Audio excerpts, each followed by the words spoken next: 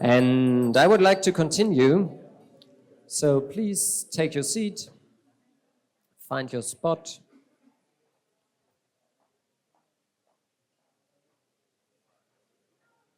And get more and more quiet. We will set up the technique.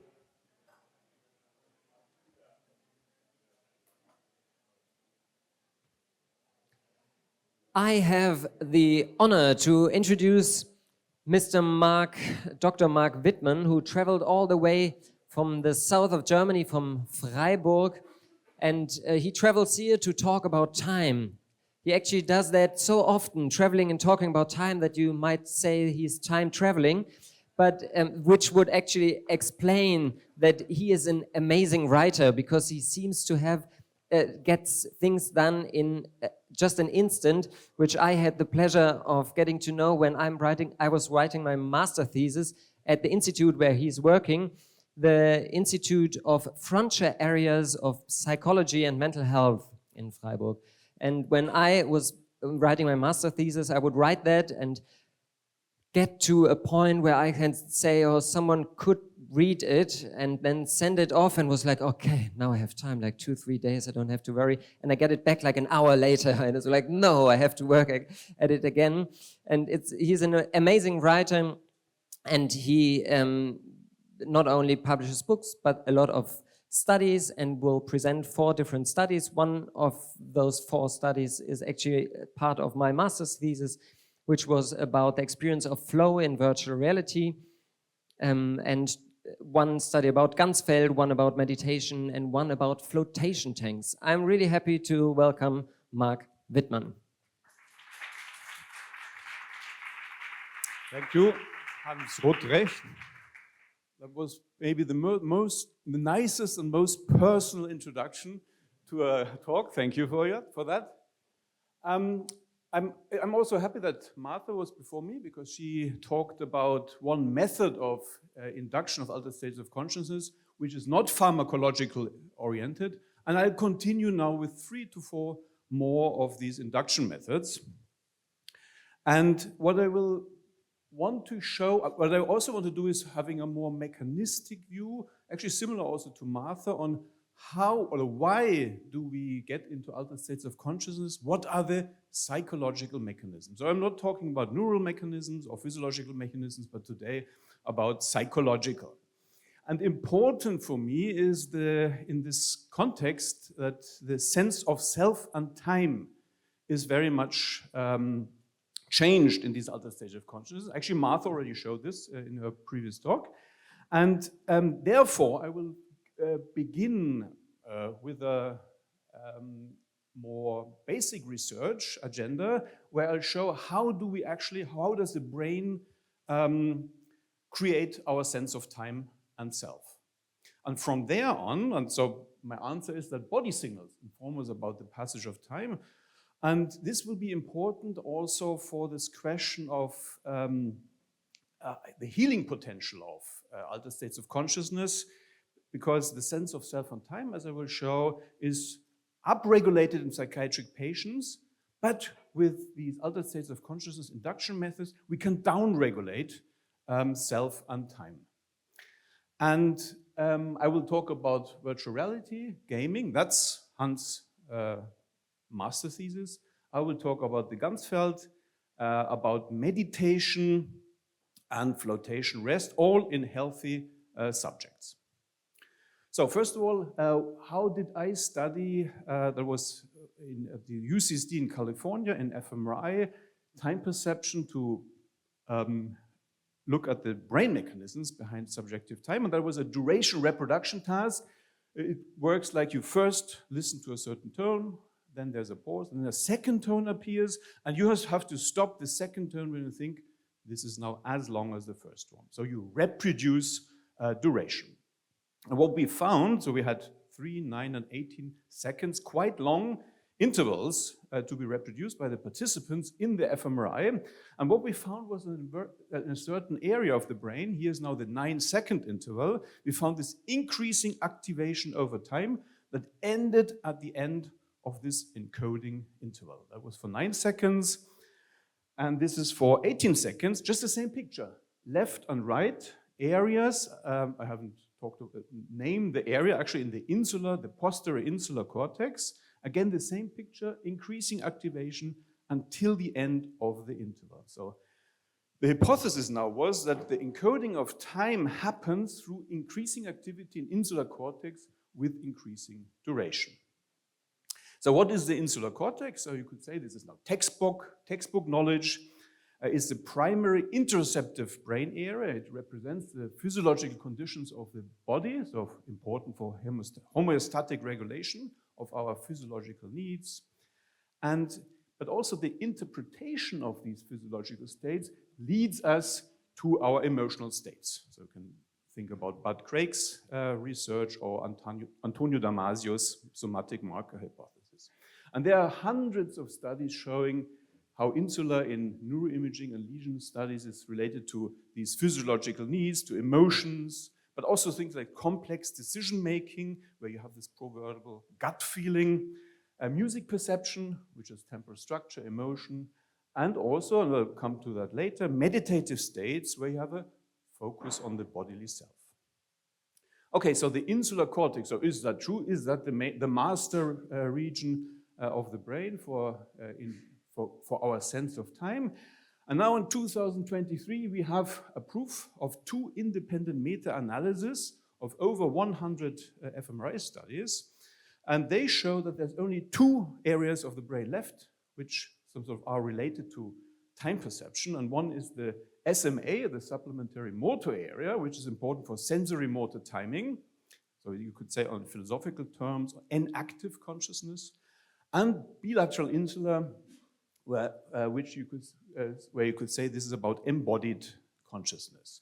And the bilateral insular is the only region in the brain which is related to time perception across all time scales from milliseconds to multiple seconds.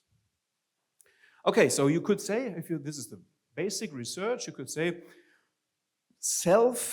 body consciousness related to time consciousness, and if you have an intensified awareness of yourself, of your bodily self, you have an intensified awareness of time. That is depicted by this person who has, I took this from the Wikipedia website on boredom in waiting time, but on the other side, weakened awareness of self, body feelings, less awareness of time, and this is, for example, very easily done in flow states, and that was actually the master thesis of Hans. I will show you this.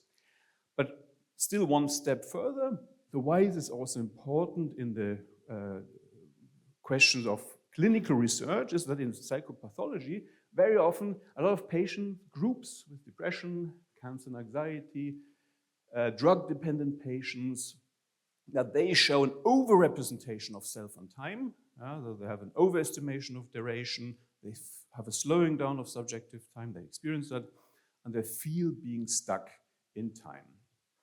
And impulsivity actually is a symptom of psychiatric and neurological syndromes also related to an overestimation of time. And this is also showing here a very nice meta-analysis that time processing, interoception, and insular activation are very much related. And a further step before I come to my empirical work, so I was very much influenced by Paul Lignaitsky's doctoral thesis, where he made this very nice connection. He's now in the board, research board, SAB of the Mind Foundation, and that in psychiatric syndromes like depression, anxiety, you have this hyper-awareness of self and time and increase of rumination. And what you find in altered states of consciousness is that they are antithetical to these symptoms, that you have less awareness of self and time and a decrease of rumination. And there are several now studies showing the downregulation of a network for the sense of I, of me, related to the body self, narrative self, related to posterior insular, posterior cingulate cortex, precuneus, and it is shown in meditation, psychedelics, and floatation-REST, this downregulation of this sense of I brain regions. And of course, in psychedelics, it has very clearly been shown that if you look at the Vollenweider lab meta-analysis of when they looked at all 300 to even 400 participants in their studies, that with the oceanic boundless scale of the FD-ASC, that you have this item correlation of ego dissolution, dissolution of time, and feeling of disembodiment. So again, this connection of time and self. And if you look at the work by Shannon, who looked at ayahuasca, so I won't read all this, but you can read a little yourself, all these different modified temporalities people experience, but still he says, as peak experience in ayahuasca state, you can have no time, no self. So I now come to the series of experiments, and first of all, the video game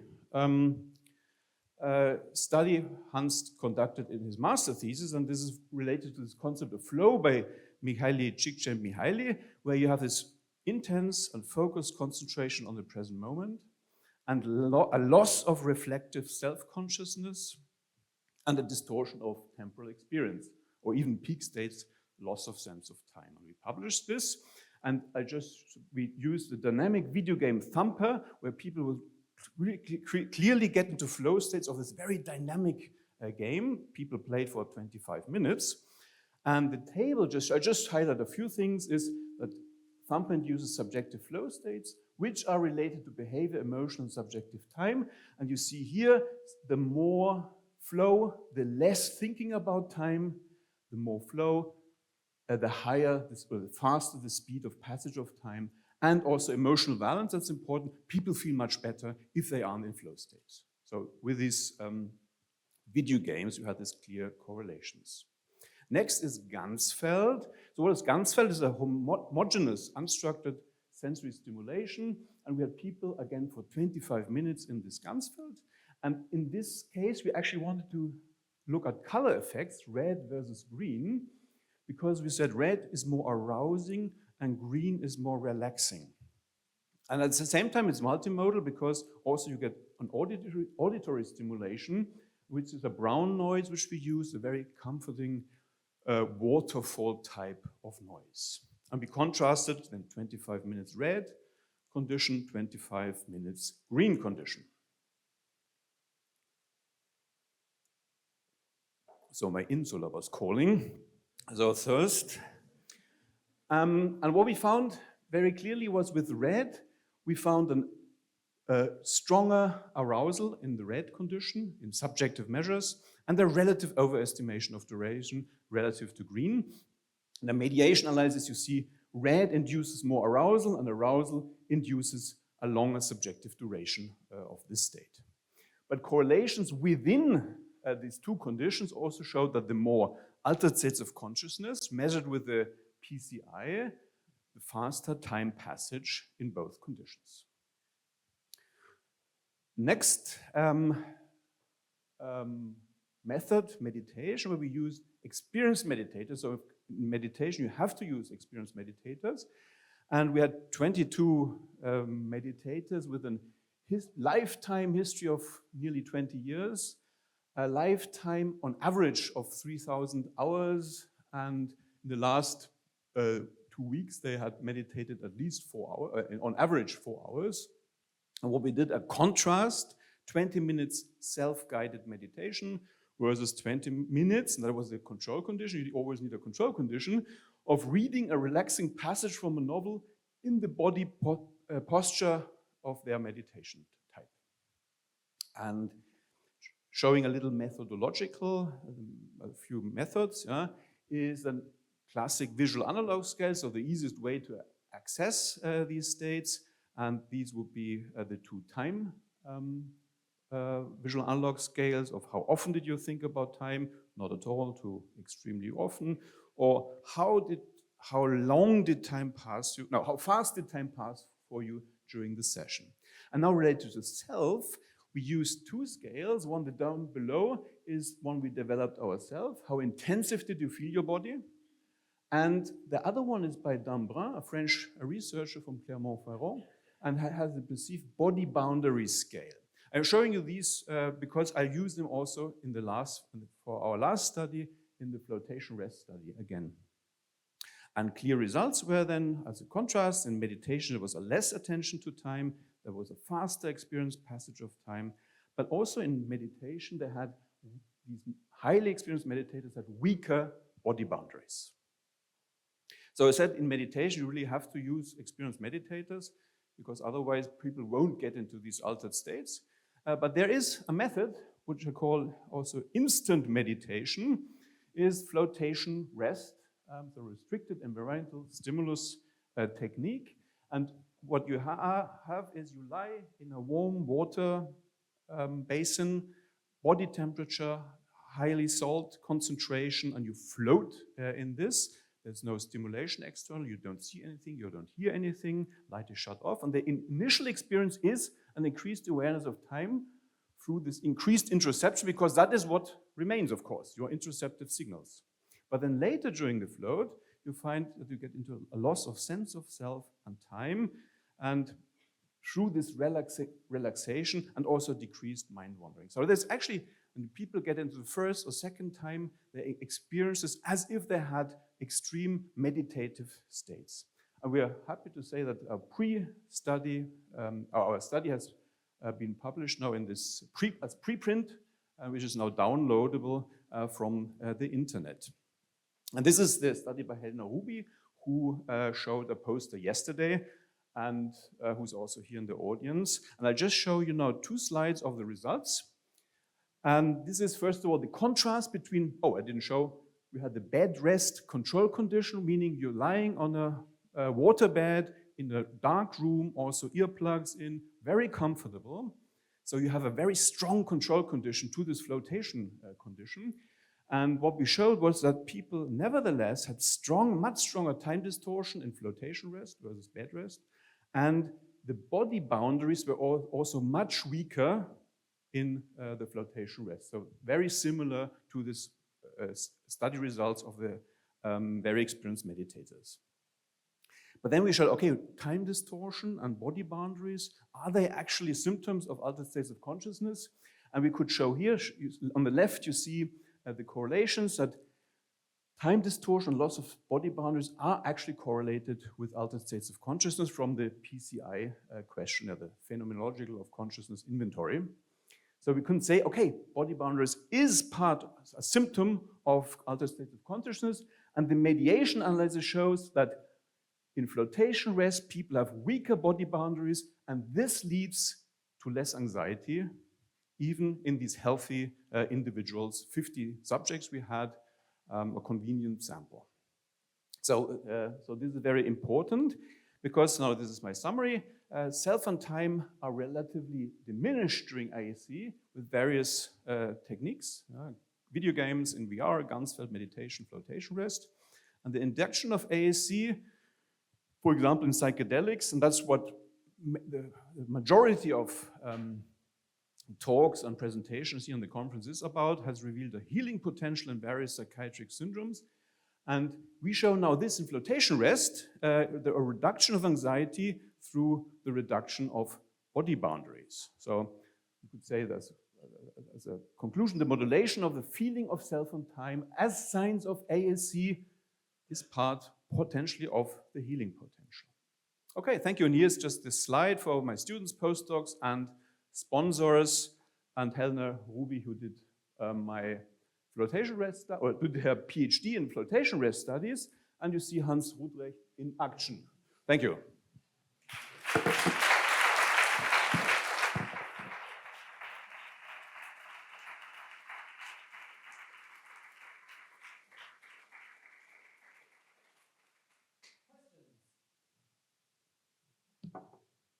So I have one question. What is the difference? When does such a state lead to healing, and when does such a state lead to an addiction? Because when I think of, an altered, a flow state in video games, I think of all the people who are addicted to video games. Mm-hmm. That's a tricky question, because then you assume that there's a causality between altered states and addiction. And so this addiction, you could say, is of course a trait, you could say, yeah, because it's a repetitive behavior you have over a long time period. And here we're just looking at states, yeah, at the moment you get into these altered states of consciousness. And I think it's, of course, it is known, you have this dependency of video game dependency. But I think it's still a long way to infer from these momentary altered states to get into, let's say, an addiction. And I don't know if this is related to dopamine release or so, and repeated dopamine release, which you continuously need. But I think it's, for me, a little tricky question. I know we had in the ethics application, we had to write about this. So we had to exclude all people we asked who have something, feel that they have some sort of need to play video games. We formulated something. But yeah, I'm not too worried about it, because for me this altered states inducing as momentary state is far, far away from an addiction. Yeah. But you are right, there is a complex behind this too. Yeah.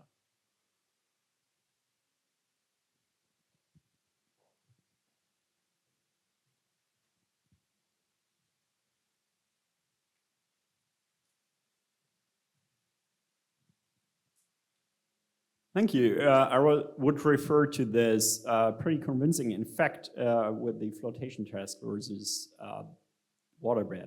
What is your assumption why the flotation task actually performs better than the waterbed in the dependent variables? Thank you. Yeah, it's a question, of course, of better. So we can say we have a lot of variables where there was no difference. I didn't show them now. For example, relaxation, yeah, is very similar, no difference. So waterbed is quite a relaxing situation, yeah? And I think stress went down equally in both. But one thing that was important was that on the waterbed, people were more, after the waterbed, people were more tired than after the flotation rest, which is very similar, I think, to meditation, where you actually, naively, you might think meditation is something you get into sleepy dreams or something, but no, you're actually very activated because you're concentrated. Huh? And this is a similar effect in the flotation. But then going to the altered states of consciousness is, of course, and that's when you cannot have the perfect control condition, I would say, is this reduction of body boundaries, which you, of course, through this technique that you're in the 35 degrees skin temperature environment, that you actually automatically, after a while, you get into this state of, oh, you're losing your sense of self and getting one with the environment. And this you won't get so easily on the waterbed, of course. Mm-hmm. Thank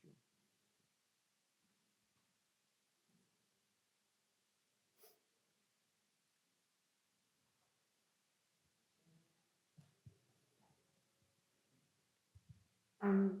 What do you think would happen if you would combine flotation rest and an active psychedelic state? or even more, meditate with under influence of psychedelics in the water tank, yeah, with VR goggles on, yeah. So actually, these things happen. That there are studies doing VR in the water tank. These people are experimenting with this. I know one person. So John Lilly, who is the inventor of this, of course, you can read his books. Yeah, there's a lot of things what he did because he spent hours on a row in the water tank under the influence of LSD. Yeah? So you can read him. One person I know who did this reported was that, very interestingly, normally you can get very many visual hallucinations through psychedelics, yeah? But of course, because you're in this sensory environment with a lot of external triggers. But in the floating tank, you don't have these. And what this person then reported to me was that he basically had a complete sense of no external stimulation. It was even more intense. This nothingness or this pure consciousness was even more intense. And I interpreted that because you have no external stimulation, then this, let's say, nothingness got more intense. But this is not just an anecdotal answer. Yeah. Yes, hi, thank you for the talk. I have a bit of an obscure question, but I would just like to get your opinion. There are anecdotal reports of people consuming certain substances and experiencing like days or weeks of time passage in minutes. Specifically, salvia divinorum is one that is, I don't know of any studies of that, but there are definitely anecdotal reports where people say, went to sleep, I woke up again, I formed friendships, and then they wake up and 10 minutes have passed. Just any thoughts you have on that? Because yeah, that's probably, I would say that's probably related to a retrospective time perspective, retrospective time assessment, because you could have in dream. I had this once with a marvelous dream I had. I woke up at 8 o'clock, alarm clock, look up, then I fall asleep again, and then I had an immensely bizarre dream. I woke up again and I thought, oh, I've totally overslept. But then looked at the clock and it was 8:03 or something. Yeah. So this is we had so many events were going on in what you experienced, and this could through induction with psychedelics, pharmacological induction, you have such a bizarre experience that retrospectively you think so much has happened that this totally expands subjective duration. just a very quick comment that also, because I had once took a course on time perception and stuff, and that basically means that there was more memory created during the same time. Yeah, Because, yeah, that's what you could say. Yeah, exactly.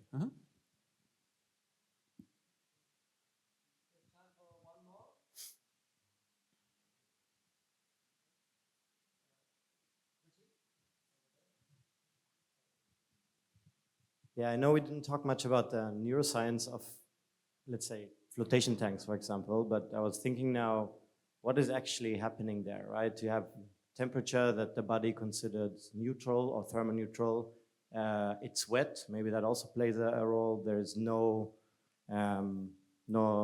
sensory input and so on and so on. So basically, probably the thalamic inputs are just shut off in a way. There's no visual input and so on and so on. Why would we start to hallucinate, for example? Or why would our perception of time be problematic? Can you comment on that? Why would you say it's problematic? So you totally you have a time distortion? Yeah, that's probably what you mean with problematic. Yeah? Not problematic. Or like, why would we start hallucinating if we don't have inputs? Yeah? I mean, the simple answer would be, without even referring to the brain, is of course that we are constantly trying to predict something, what is happening. We're constantly waiting for stimulus input because that's our basic mode.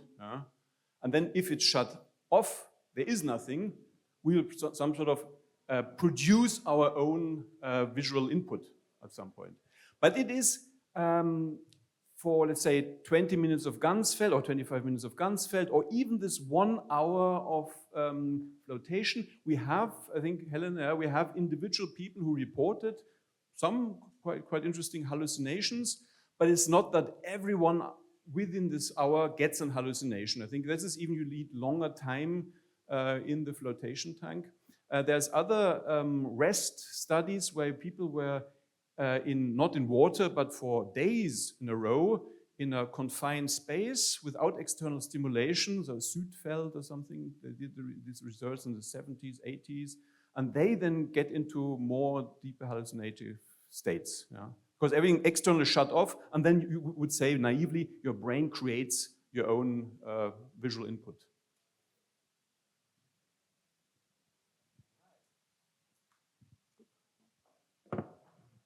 Thank you, Marc Wittmann.